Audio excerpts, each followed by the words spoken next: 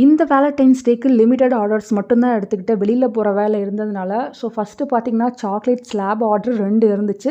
So 2மே பார்த்தீங்கன்னா, சூப்பரா வந்து பண்ணி குடுத்துருந்தேன். ஒருத்தவங்க பார்த்தீங்கன்னா, லவ் யூ மாமான்னு போட்டு தர சொல்லியிருந்தாங்க. இன்னொருத்தவங்க லவ் யூ ரேணுன்னு போட்டு தர சொல்லியிருந்தாங்க. ஒருத்தருக்கு டார்க் சாக்லேட், ஒருத்தருக்கு பார்த்தீங்கன்னா, மில்க் சாக்லேட்ல வந்து கேட்டிருந்தாங்க.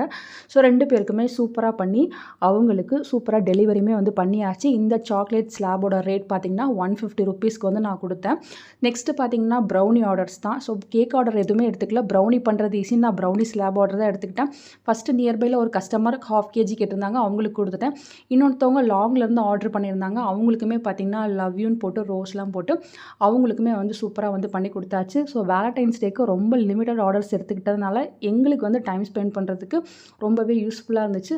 ஸோ இதெல்லாம் பண்ணிவிட்டு டைமே இல்லை, எங்களுக்காக என்ன பண்ணலாம் அப்படின்னு யோசிச்சுட்டு சிம்பிளாக பார்த்தீங்கன்னா, ஒரு ட்ரெஸ்லிச்சஸ் கேக் வந்து பண்ணலாம் அப்படின்னு பிளான் பண்ணியிருந்தேன். வீட்டில் வந்து ஸ்ட்ராபெரிஸ் இருந்துச்சு. ஸோ அதை வச்சு இது போல் சிம்பிளாக பண்ணி நாங்கள் வந்து வேலண்டைன்ஸ் டே வந்து செலிப்ரேட் பண்ணிட்டோம். அன்றைக்கி ஈவினிங் பார்த்தீங்கன்னா, ஷெரீஃப் பாய் பிரியாணிக்கு போயிட்டு எங்கள் வேலண்டைன்ஸ் டே சூப்பராக வந்து கம்ப்ளீட் ஆச்சு.